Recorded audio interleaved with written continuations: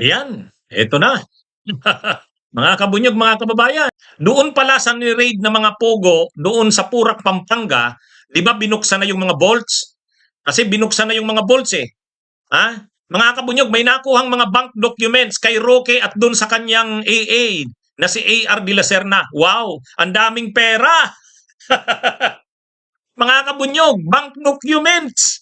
O, paano na to, Roque? Grabing ebidensya ito. ha? Mga kabunyog, mga kababayan, katatapos lang ni Rocky magano eh.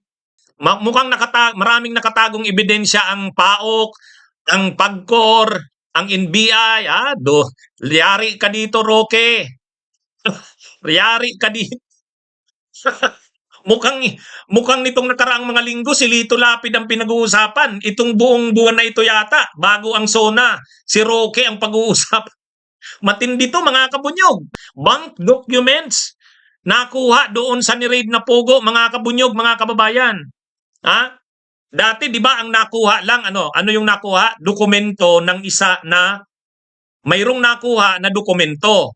Ang dokumento ay kay A.R. de la Serna, yung EA ni Roque na kasama niya sa mga biyahe.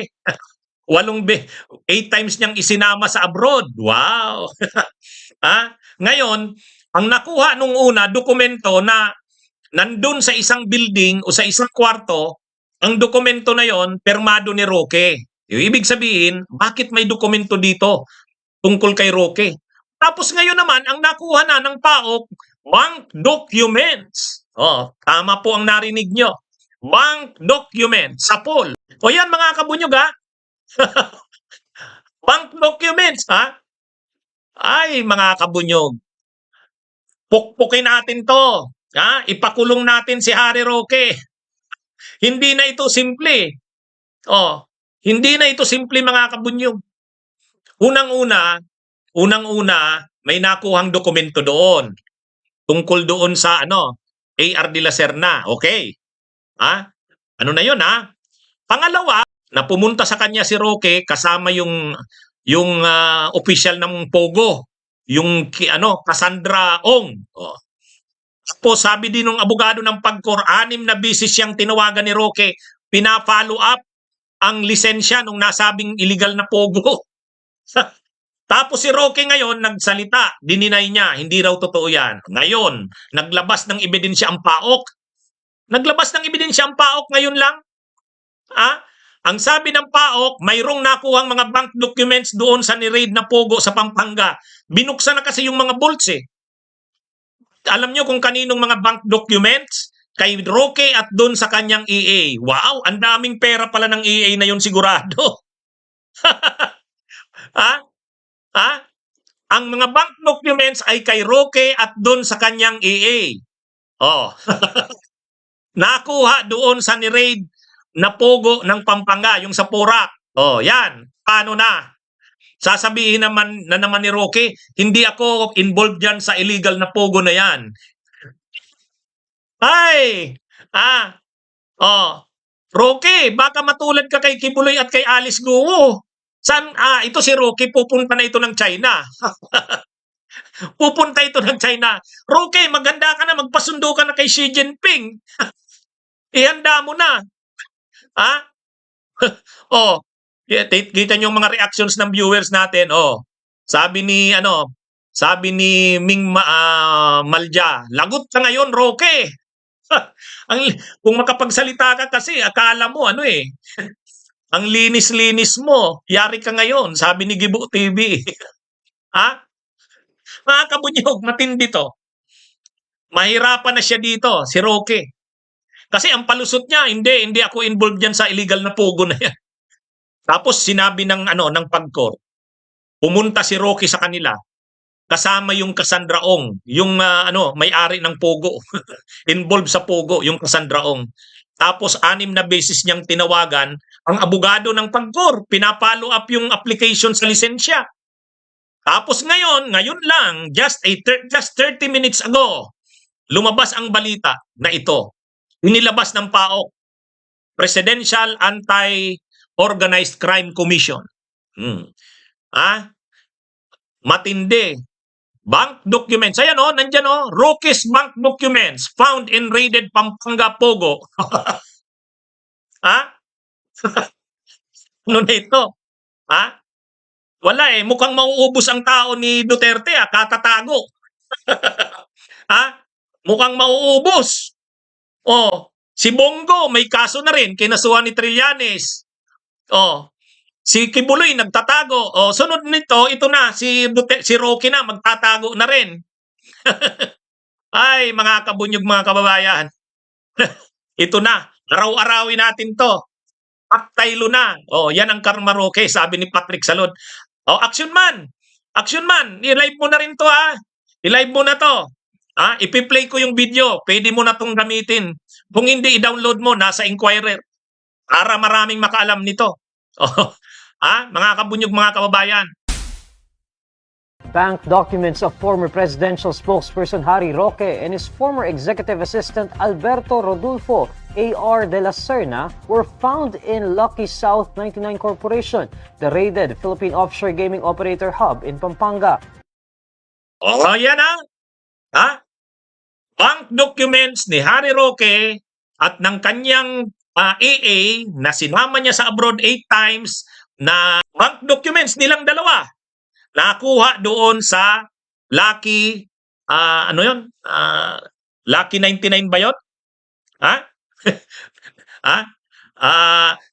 Yung ni-raid na Pogo sa Purak, Pampanga, nakita doon. Bank accounts, bank documents.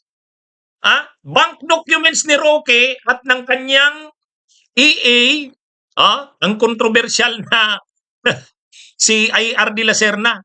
Paano na yan ngayon? Nakuha. Ito pa.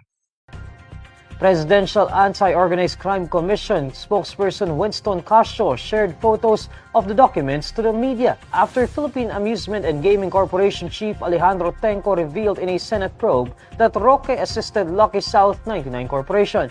According to Casio, they found nothing suspicious about the documents initially. However, Casio adds that with the latest statement of Tenco that Roque asked PAGCOR to grant licenses to these scam farms, the documents now take on a different character and will now be subject of investigation. Yan Sabi ng spokesperson ng PAOK, nang nakita nila yung mga bank documents na yon, hindi muna sila nagduda. Kunwari hindi sila nagduda. Pero nang sinabi na nito ni Altenco, yung head ng PAGCOR, na pumunta nga sa kanila si Roque para lakarin ang lisensya ng mga Pogo, iba na. Sabi ng spokesperson ng PAOK, iba na to.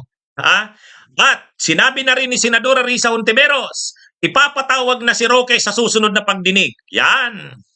Ayan. Casio also shared a certified true copy of a PAGCOR document indicating that Roque is also the legal counsel of Lucky South 99. Yan. Yung sinasabi ni Roque na walang ebidensya na siya ay abogado ng Lucky South 99, mayroon palang certified documents. Ibig sabihin, official document, certified ng certified document na siya nga ang abogado ng Lucky South 99. Yan. Patay si Roque. Not just the Whirlwind Corporation, which leased the land to the former. Last June 4, the PAOK and the Philippine National Police conducted the raid, resulting in the apprehension of over 190 individuals inside the Pogo complex along Friendship Highway in Angeles City.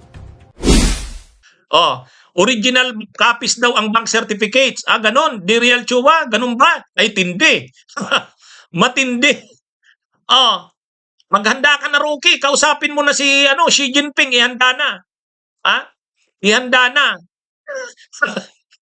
Ihanda na ang pagkakas mo. Kung hindi, makukulong ka dito. Mga kabunyog, mga kababayan. I-share nyo ito, mga kabunyog, magandang balita to. Ano yan? Nadadagdagan ng nadadagdagan. Ang ebidensya laban kay Roque. Karma na, Roque yan.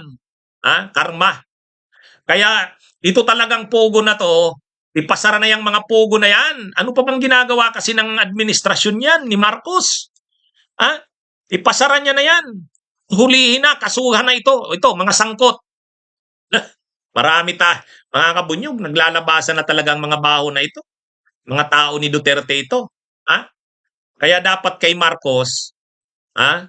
Si PBBM, anuhin niya na yan. I-total ban niya na ang Pogo.